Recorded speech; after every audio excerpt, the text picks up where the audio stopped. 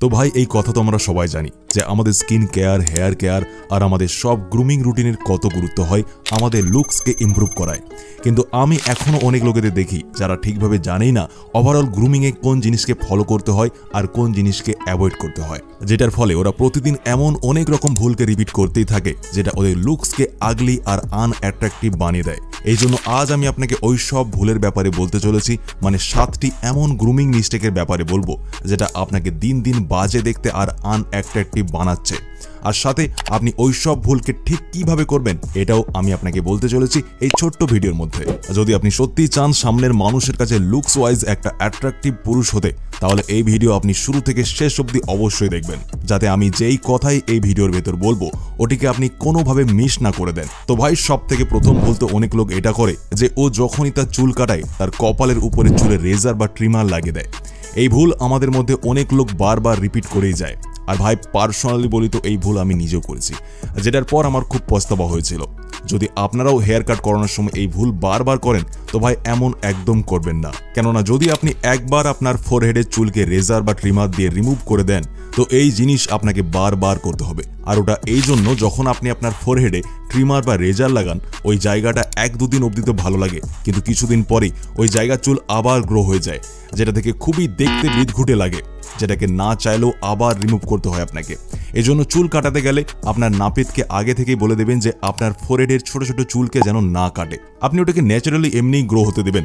আর যদি আপনি এই ভুল থেকে প্রথম থেকেই প্যারেশান আছেন তো ওর জন্য আপনি বাজ কাট করতে পারেন, যেটার জন্য আপনার মাথার সব জায়গার চুল একসাথে গ্রো হতে পারবে। বা এছাড়াও আপনি আপনার চুলকে কপালে এইভাবে ঝুঁকিয়ে রাখতে পারেন যতক্ষণ না আপনার ফোরহেডের ওই জায়গার চুল আবার গ্রো না হয়ে যায়। দ্বিতীয় ভুল আপনাদের যেটা অনেক আনঅ্যাট্রাকটিভ বানায় এটা হলো যে আপনি আপনার দুটো ভুরুর মাঝের চুলকে টাইমলি রিমুভ করেন না। আমাদের ভ্রুয়ের অনেক বড় রোল হয় আমাদের লুকসকে বাড়ানোয়, কেননা ভ্রু আমাদের ফেসের সব থেকে মেইন ফিচার হয়, যেটার উপর আমাদের ফেস কতটা সুন্দর লাগবে ওটা ডিপেন্ড করে। এবার অনেকেই এই জিনিস আগে থেকে জানে, কিন্তু এখনো অনেক লোক আছে যারা তার আইব্রোজের উপর একদম খেয়াল দেয় না, যেটা ওরা একটা অনেক বড় মিস্টেক করে না জেনে। এর কারণে ওদের ফেস অতটা অ্যাট্রাকটিভ লাগে না যতটা ও দেখতে সুন্দর। এজন্য আপনি আপনার হেয়ার স্টাইল আর বিয়ার্ড স্টাইলের সাথে সাথে আপনার ভ্রুকেও ভালো করে মেনটেন করে রাখবেন, যেটার জন্য আপনি সিম্পলি প্রত্যেক 2 থেকে 3 সপ্তাহ পর আপনার দুটি ভ্রুর মাঝের চুলকে থ্রেডিং করাতে পারেন বা আপনি কাঁচি দিয়েও মাঝের চুলকে পরিষ্কার করতে পারেন। তৃতীয় আর আমার নজরে সব থেকে বড় ভুল যেটা আমি এখনো দেখি ওটি হলো অনেক লোক এটা করে যে ও সাবানের ব্যবহার করে ও তার ফেসকে ওয়াশ করার জন্য। আজকের সময়েও এমন অনেক লোক আছে যারা তার মুখকে ধোয়ার জন্য ওই সাবানেরই ব্যবহার করে যেটা দিয়ে ও তার বডিকে ওয়াশ করে, যেটার কারণে ওদের ফেসের স্কিন অনেক রুক্ষ, শুকনো আর খিঁচা খিঁচা টাইপের বানিয়ে দেয়। যদি আপনারাও আপনার মুখকে সাবান দিয়ে ওয়াশ করেন তাহলে ভাই এই ভুল একদম করবেন না, কেননা সাবানের যে পিএইচ লেভেল হয় ওটা অনেক বেশি হাই হয় আমাদের স্কিনের পিএইচ লেভেলের থেকে, আমাদের স্কিনের জন্য একদমই ভালো হয় না। এছাড়াও সাবানের ভেতর অনেক বেশি পরিমাণে সালফেট আর প্যারাবিনের মতো অনেক হাই কেমিক্যালও হয়, যেটা আমাদের স্কিনের জন্য আরও বেশি ক্ষতিকর হয়। এই জন্য আপনি সাবানের ব্যবহার একদমই করবেন না আপনার মুখকে ধোয়ার জন্য। এর জায়গায় আপনি যে কোনো একটা ভালো ফেস ওয়াশ ব্যবহার করুন আপনার চেহারাকে ওয়াশ করার জন্য। এবার একটা ফেস ওয়াশকে ব্যবহার করার আগে আপনাকে এই কথার খেয়াল অবশ্যই রাখতে হবে যে আপনার ফেস ওয়াশের ভেতর যেন এসএলএস আর প্যারাবিনের মতো কেমিক্যাল যেমন না থাকে। আপনাকে অবশ্যই একটা কেমিক্যাল ফ্রি ফেস ওয়াশকে চুজ করতে হবে, যেটা আপনার স্কিনের কোয়ালিটিকে মেনটেন করে রাখতে পারে। এবার যদি আপনি জানেন না যে আপনার কোন ফেস ওয়াশকে নেওয়া উচিত, যেটা দামও কম হয় আর সাথে ওটা আপনার স্কিনকেও হেলদি রাখে, তো আমি আপনাকে হাইলি রেকমেন্ড করব চার্মরুট রেডিয়েন্ট গ্লো ফেস ওয়াশ ব্যবহার করুন।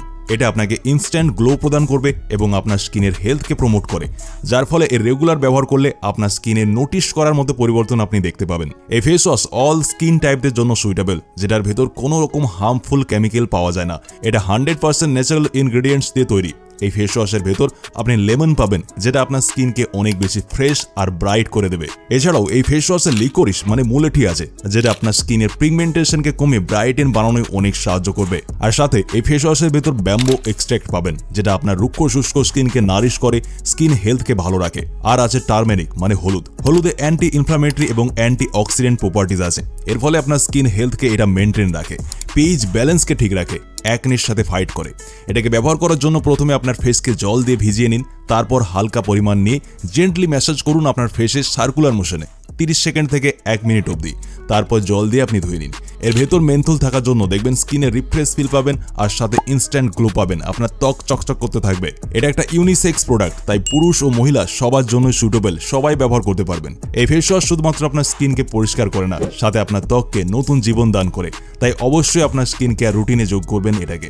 এই ফেস ওয়াশের সব থেকে বেস্ট জিনিস এটা লাগে যে এটা সবাই অ্যাফোর্ড করতে পারবে, দাম খুবই রিজনেবল। এই ফেস ওয়াশ খুবই সহজে পেয়ে যাবেন অনলাইনে, আপনি কিনতে পারেন। আমি লিঙ্ক ডেসক্রিপশন আর কমেন্ট বক্সে দিয়ে দিয়েছি, অবশ্যই কিনবেন। চতুর্থ ভুল, অনেক লোক এটা করে যে তারা সানস্ক্রিনের ব্যবহার করে না তার স্কিনকে সান ড্যামেজ থেকে বাঁচানোর জন্য। দেখুন ভাই, এই জিনিস তো আপনিও জানেন যে যখনই আপনি রোদে আপনার ঘর থেকে বাইরে যান তো আপনার স্কিন একটু পরেই কত কালচে আর ট্যান হয়ে যায়। এটা এই জন্য হয় কেননা আপনি আপনার স্কিনকে সূর্যের হিট আর ক্ষতিকর ইউভি রেজ থেকে প্রোটেক্ট করেন না, যেটা আপনারা সব থেকে বড় মিস্টেক করেন আপনার স্কিনের সাথে। যদি আপনি কিছু সময়ের জন্য আপনার ঘর থেকে বাইরে যান তো আপনাকে খেয়াল রাখতে হবে যে আপনি সান প্রোটেকশনের জন্য আপনার স্কিনে সানস্ক্রিনের ব্যবহার অবশ্যই করবেন, কেননা সানস্ক্রিন সব থেকে জরুরি স্টেপ হয় আমাদের স্কিন কেয়ার রুটিনের, যেটাকে আপনি স্কিপ একদম করবেন না।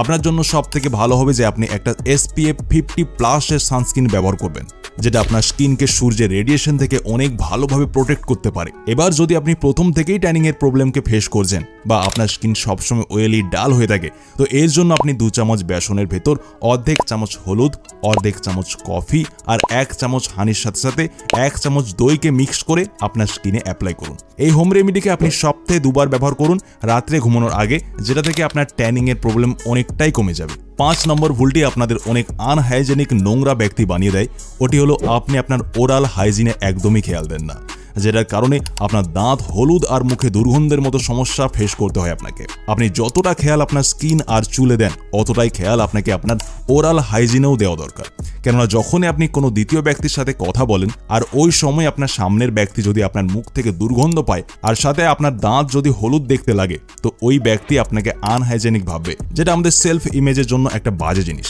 যেটার কারণে আমরা না তো কনফিডেন্টলি কথা বলতে পারি আর নাই বা কারোর সামনে ভালোভাবে হাসতে পারি। এই জন্য আপনি প্রতিদিন 2 বার ব্রাশ করবেন আর সাথে খাবার খাওয়ার জাস্ট পরে একটা মাউথ ওয়াশের ব্যবহার করবেন মুখ থেকে গন্ধের সমস্যা থেকে বেঁচে থাকার জন্য।